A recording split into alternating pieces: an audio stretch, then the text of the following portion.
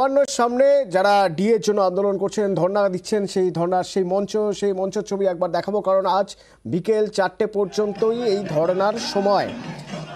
হাইকোর্টের ডিভিশন বেঞ্চের নির্দেশ অনুযায়ী আজ বিকেলেই ধর্ণা শেষ করতে হবে। সেই ধর্ণা মঞ্চে মোহাম্মদ সেলিম, সজল ঘোষ, সৌরভ প্রতিনিধি আমাদের সঙ্গে রয়েছেন। সৌরভ, কি দেখতে পাচ্ছ? একেবারেই দেখো, গতকাল থেকে আজ পর্যন্ত তাদের ধর্নার ইতিমধ্যে অনুমতি দেওয়া হয়েছে হাইকোর্টের তরফ থেকে, এবং সবচেয়ে গুরুত্বপূর্ণ বিষয় বিকেল 3:45 নাগাদ তাদের এই ধর্ণা অবস্থান তারা কিন্তু তুলে নেবে সংগ্রামী যৌথ মঞ্চ, এমনটাই কিন্তু জানিয়েছে।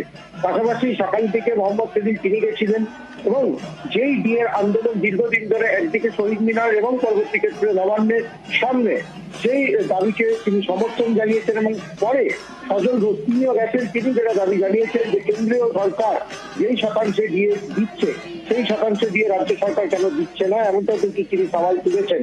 সব মিলিয়ে 3:45 সংগ্রামী যৌথ মঞ্চের তরফ থেকে যে ধর্ণা অবস্থান নবান্নের সামনে সেটি কিন্তু তুলে নেওয়া হবে, এবং তাদের শহীদ মিনার চত্বরে যে ধর্ণা যেই টেন্ট রয়েছে সেখানে কিন্তু ধর্ণা চলবে বলেই জানা গেছে।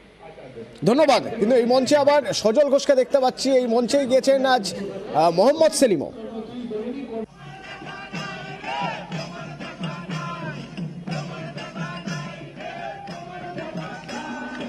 অন্যায় হলে প্রতিবাদ 24 ঘন্টা চলবে, এটা 48 ঘন্টা 72 ঘন্টা না। এখানে ধর্ণা দেওয়া হচ্ছে, এটা একটা বড় ব্যাপার। যখনই কর্মচারীরা, যখন অধ্যাপক, শিক্ষক, কৃষক, শ্রমিক, ছাত্র, যুব যে যখন প্রতিবাদ করতে চেয়েছে, উনি মনে করেছেন উনি 14 তলায় বসে থাকবেন এবং উনি নিজেকে ইমিউন রাখবেন, কারোর কথা শুনবেন না।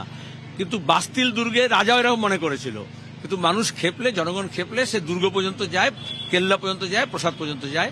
আজকের এই ধর্ণা এটা প্রমাণ করেছে এরা আইনের পথে প্রতিবাদ করছে। নিজের হক চাওয়ার জন্য ধক লাগে, আর সরকার সেই ধকটা কেড়ে নিতে চায়, সেই সব ধকটা দেখতে চায় না, সেজন্যই তারা বাধা দিচ্ছে।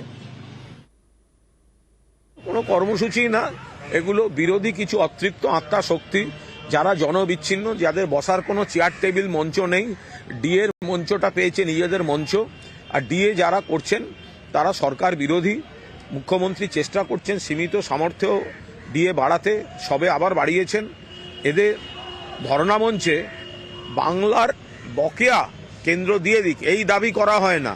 এরাই হচ্ছে সেই অংশের উত্তরসূরি যাদের জন্য সাধারণ মানুষের ধারণা সরকারি কর্মীদের সম্পর্কে খারাপ, ওয়ার্ক কালচার নেই, অফিসে থাকে না, চেয়ার টেবিলে থাকে না, সাধারণ মানুষকে হয়রানি করে। বিরোধী দল সেখানে যদি নেমন্তন্ন বাড়ি বলে গিয়ে থাকে তাদের ব্যাপার।